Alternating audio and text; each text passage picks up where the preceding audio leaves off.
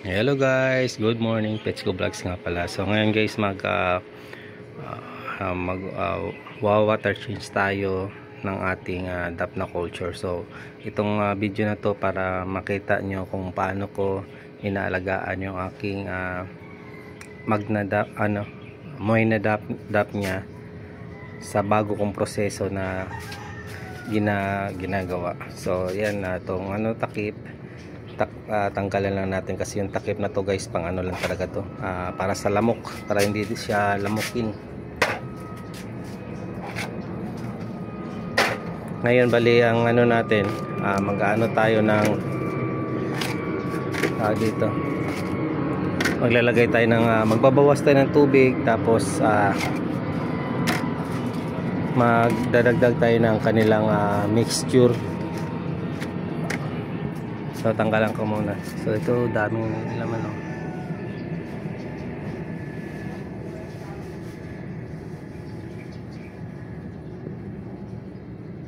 Today, no? So tanggalan ko lang natin ng ng takip. So ayun, nalagyan na, tanggalan na natin ng takip. Check natin to. Ito konti lang itong mga to. Marami pala to.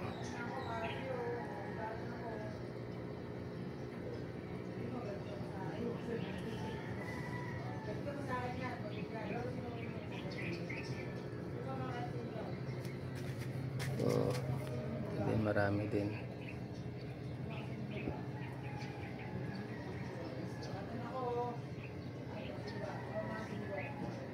So sa pag-harvest ng dapna guys, maganda talaga, siya talaga, mag-harvest tayo ng umaga alas 6 talaga, kasi yung mga dapnya natin nasa ibabaw pa.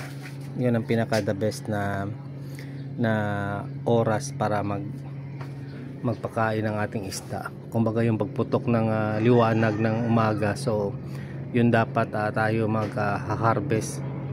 Para din, ang purpose din doon guys, isa din sa maganda pag umaga, yung temperature ng tubig at saka ng dapna natin at saka ng ating aquarium is hindi pa sila magkalayo ng temperature, so hindi nawawater shock yung ating dap niya pag nilagay natin sa aquarium.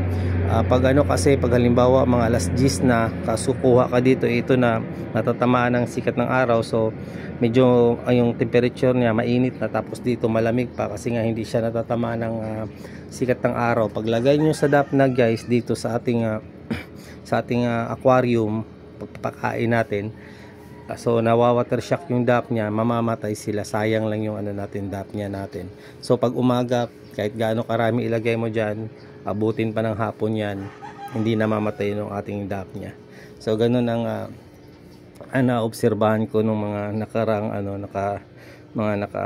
sa ating nakarang buwan experience natin. So yun ang number 1. So number 1, una, mag-harvest tayo dapat talaga ng alas 6 para yung dap niya nasa ibabaw pa sila, kasi pag sikat ng araw, tatamaan ng sikat ng araw, bababa na sila kasi mayroon na sila nakikitang liwanag dun sa ilalim, so nasa ilalim sila naka-steady. So tapos ngayon kasi magbabawas tayo ng tubig guys para dagdagan natin sila uli ng ating bagong mixture. Habang nasa ibabaw sila, so babawas tayo, magsasaipon tayo sa ilalim, so hindi siya nahihigop yung dap niya culture natin. Tapos nag-harvest na tayo para mabawasan na yung dap na natin tawag dito na culture. So nasa ibabaw lang siya, yung halimbawa niyan, kuha tayo yan, dami, diba? Tapos dito,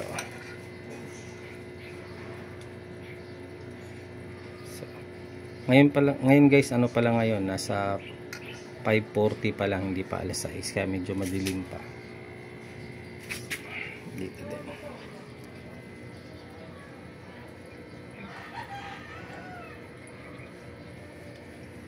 So ayan, pakain muna tayo, bawas tayo ng ating culture. Dito tayo, kabila naman. So sobrang dami na nilagay. So yung proseso natin sa ating DAP na culture is successful na talaga siya. So sakto na yung proseso natin guys, hindi na siya nakaka tawag dito, less hassle na talaga siya. Kasi nga hindi na tayo nag-green water, diretso na tayo dito.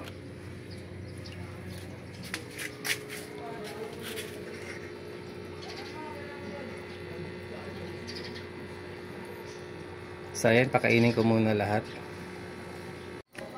So ayan guys, magmi-mix muna tayo ng ating mixture ng cornstarch, yeast, yung fertilizer na triple 14 or yung 14-14 na tinatawag nila, at saka urea. So itong mixture natin guys, para to sa mga 20 gallons or sa isang balding tubig na mixture. So nilagay lang natin dito para madali nating kanawin, para mas mabilis siyang mahalo. So start na tayo. So sa cornstarch, dalawang 2 teaspoon guys, dalawa, estimate lang yan, basta dalawa. Diyan lang talaga natin nilagay para mas madali tayo maghalo. Tapos urea na fertilizer, isang 1 tablespoon. Tapos 14-14, ibang kulay itong 14-14 guys. Yung isa yung parang pinkish lang, pero ito may halong itim. Ito lang kasi yung available, so binili na lang din natin. Isang 1 tablespoon din. Para sa ano to guys, sa 20 gallons to, isang balding tubig, or pang isang ganito na minerals, para to sa ganong karami. So tapos dito dalawang yeast, 2 tablespoon na yeast. So yan, haluin lang natin. Kasi itong fertilizer matagal mahalo, kaya inuna muna natin to. Tapos maya maya magsasaypo na tayo. Iyaan lang natin to na namumuo tuloy. Dapat kinalat natin yung yeast guys, para mas mabilis siyang mahalo.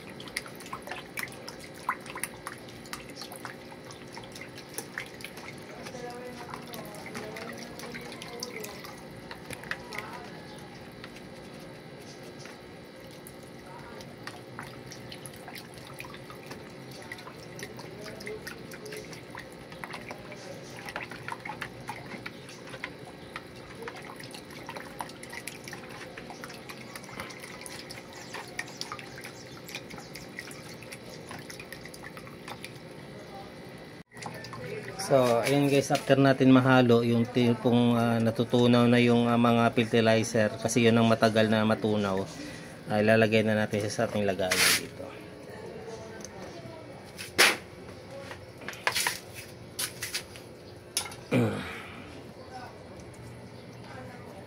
So yung tubig na to guys, kasi nag-uulan ng mga nakarang araw, so napuno siya, purong tubig ulan to. Pwede, mas maganda to gamitin tubig ulan. Tapos para hindi na rin tayo aksaya sa tubig, sayang din to guys. Yan tubig, mahal yung tubig dito sa Metro Manila, kaya tipid tayo. Yan, kung papansin nyo, mayroon pa rin siyang, ayan, namumuo. So anuhin lang natin. Basta kasi nagmamadali tayo para mapakita sa inyo. Basta tunawin nyo na lang ng maigi yung fertilizer. So yan na yung natin. Tanawin lang natin dyan para mahalo sila bago tayo magsaypo ng ating ito pala guys, yung ganitong proseso ginagawa natin twice a week.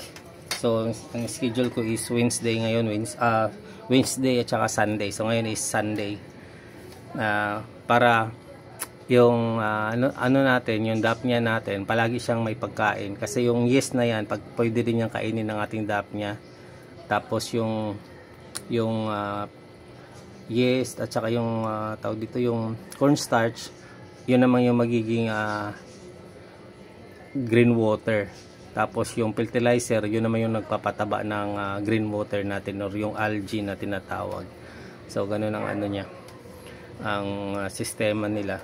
So ngayon magsasipon lang tayo ng ating lagayan. So magbabawas tayo guys. So ayan, di ko alam kung na-record kanina. So nagsasipon na tayo, umpisa na guys.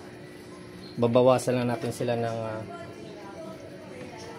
20 to 40%, depende sa dumi ng makukuha natin. Ayun, kung napapansin nyo, yung umiitim-itim yan yung dumi guys na kinukuha natin, kasi yan yung magkukos ng ammonia spike ng ating container.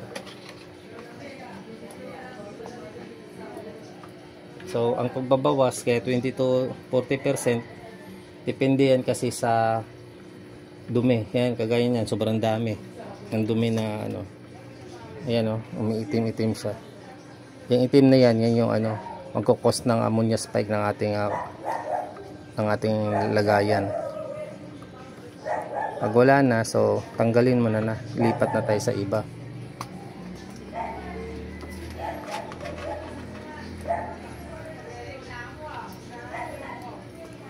Ayan. Papansin nyo may umiitim-itim. Yan talaga yung dumi guys. Yan ang kailangan natin tanggalin. Twice every 2 weeks, 1 week, twice a week. So ito guys, dagdag na tayo ng tubig ng ating mixture pala. So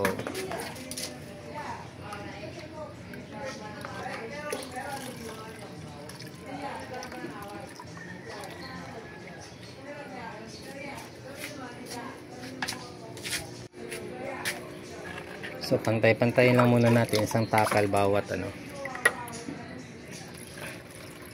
Isang tabo bawat lagayan.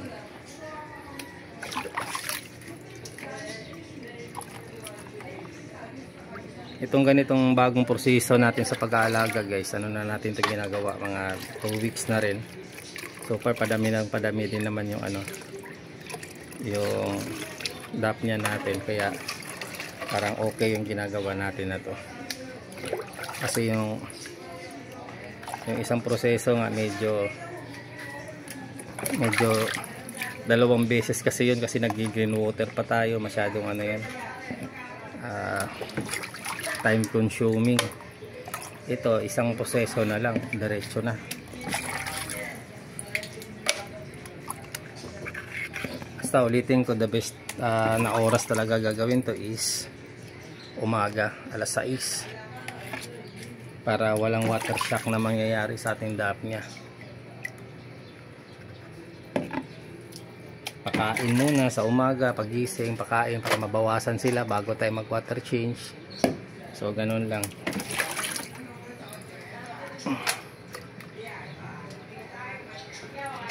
Tapos twice a week, kayo na bahala mag-schedule sa kung ano. Basta ako, yung akin oras is dito Wednesday at saka Sunday ako guys, kasi yung yun ang available ako.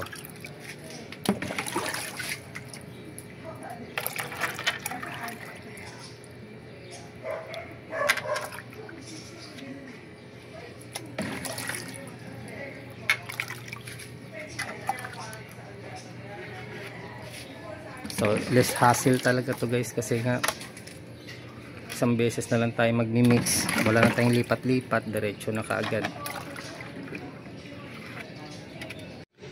So yun guys, tapos na tayo sa ating pagwa-water change na ating alagang DAP nya. So kung mayroon tayong tanong dyan guys, comment na kayo dyan sa baba. At kung may naman kayong suggestion or experience din sa pag-alaga ng mga DAP nya, so comment din kayo sa baba para baka makatulong din sa ating pag-i-improve ng ating pag-alaga ng DAP nya. So ayan, maraming salamat sa panonood. Kung di pa kayo nakapag-subscribe sa aking channel, please subscribe, Petsko Vlogs. Maraming salamat, paalam, God bless, bye bye. Sa kita-kits sa next natin ng mga video. So every week na tayo nag-upload guys, kaya abang-abang na lang kayo. Salamat.